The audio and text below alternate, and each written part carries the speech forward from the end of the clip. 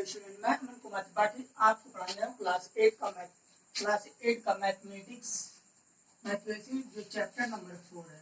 Chapter number 4 जो दिया है क्यूब्स एंड क्यूब रूट्स, यानी कि घन और घनमूल के बारे में मैं आपको थोड़ा सा यहाँ बताना चाहता हूँ कि अब आप ये भी जान लीजिए घन और घनमूल का मतलब क्या होता है। घन का जो इंट्रोडक्शन है, जो घन का हमको बताना है कि अगर एक का आपको घन पूछ रहा है यानी कि पावर 3, जो कि एक का जो क्यूब होता है, जो घन होता है, अगर एक पे पावर 3 है यानी कि मतलब एक इंटू एक यानी कि 3 बार आपको एक मल्टीप्लाई कर देते हैं तो ये आपका घन हो गया।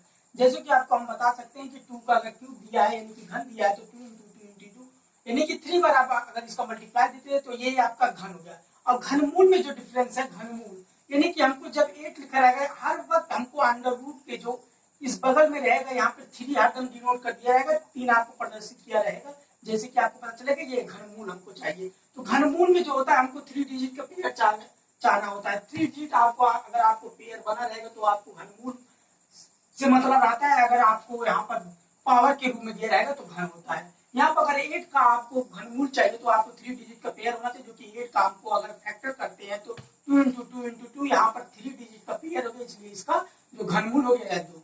अब आपको एक्सरसाइज हम चलते हैं, एक्सरसाइज जो 4.1 है, 4.1 हमको सॉल्व करना है। एक्सरसाइज 4.1 में जो क्वेश्चन नंबर फर्स्ट दिया है कि right the unique digit of the following cubes of the each of the following numbers. हमको यहाँ per unit of the digit of the cubes चाहिए, यानी कि क्यूब का हमको यूनिट डिजिट बनाया। तो यहाँ पर कुछ क्वेश्चन में कुछ करना नहीं है, जो इसका इंड डिजिट होता है वही आपका क्यूब्स ऑफ द डिजिट हो जाएगा, यानी कि आपका यूनिक डिजिट आपका क्यूब का हो जाएगा। यहाँ पर कुछ करना तो क्वेश्चन नंबर फर्स्ट दिया है 21, क्वेश्चन नंबर सेकंड दिया है 209 और क्वेश्चन नंबर थर्ड दिया है 2300। क्वेश्चन नंबर 5 जो कि 388 दिया है।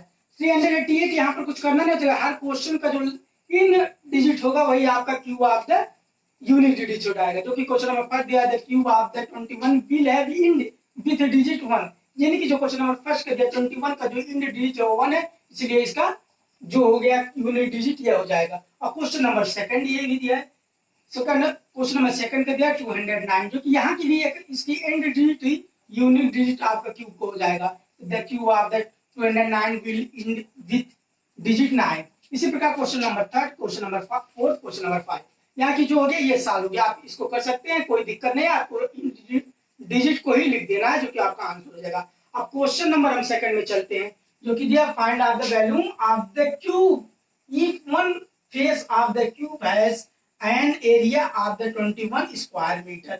हमको फाइंड द वैल्यू निकालना है क्यूब का, यानी कि क्यूब का हमको आयतन निकालना है। जो क्यूब का आयतन होता है आपके मीटर क्यूब होता है, तो कुछ करना नहीं है, जो आपको यहाँ से सॉल्यूशन करना है। Area of the one face जो होगा, जो कि दिया area of the one face 121 square metre दिया है। तो हमको साइड ऑफ द हमको कि एक साइड को अगर आप इसका पता कर लेते हैं तो जो वैल्यूम का यानी जो वैल्यूम होगा आयतन का होता है वह आपका क्यूब हो जाएगा, मीटर क्यूब। आप अगर एक साइड निकाल लेते हैं उसका अगर आप क्यूब कर देते हैं, यानी कि आप अगर उसका घन कर देते हैं तो आपको इसका आंसर पता चल जाएगा। तो हमने एक साइड का साइड ऑफ द क्यूब निकाल लिया, जो कि यहाँ पर इसको हिंदी में बोलते हैं वर्गमूल, आपको वर्ग बोलते हैं वर्गमूल। जो कि 21 का आप अगर फैक्टर करते हैं तो 11 इंटू 11, जो कि यहाँ पर 2 डिजिट चाहिए पेयर के लिए। यहाँ पर अगर वर्गमूल है इनकी स्क्वायर है तो आपको 2 डिजिट रहेगा, तो हमको एक डिजिट ही इसका अंडर रूट से बाहर निकल जाता है, जो कि इसका होता है 121 का 11 होता है।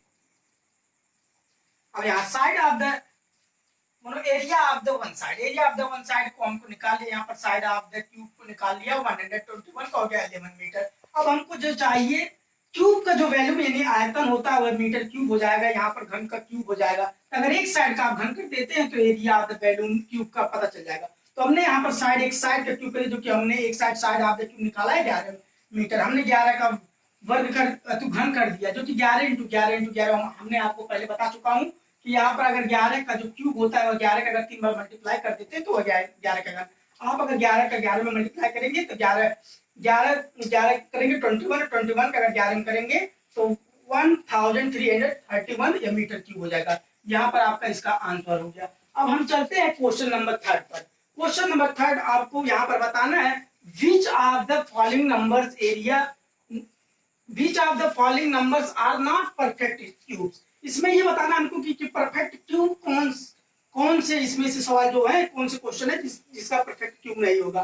तो हमने क्वेश्चन नंबर जो फर्स्ट दिया है 243 दिया है, अगर आप इसका फैक्टर करते हैं तो इसका फैक्टर अगर करते हैं तो हमको आपसे पहले चैप्टर में भी फैक्टर करने के लिए बता दी, तो यहाँ पर मैं थोड़ा सा बता सकता हूँ।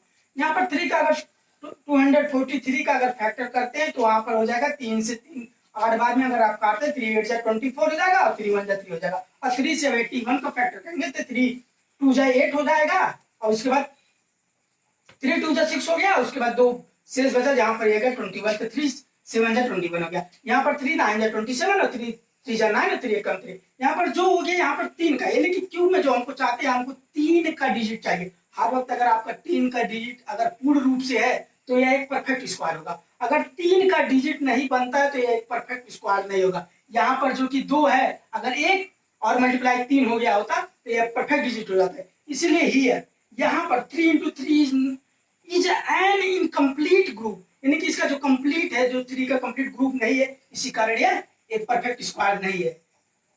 धन्यवाद।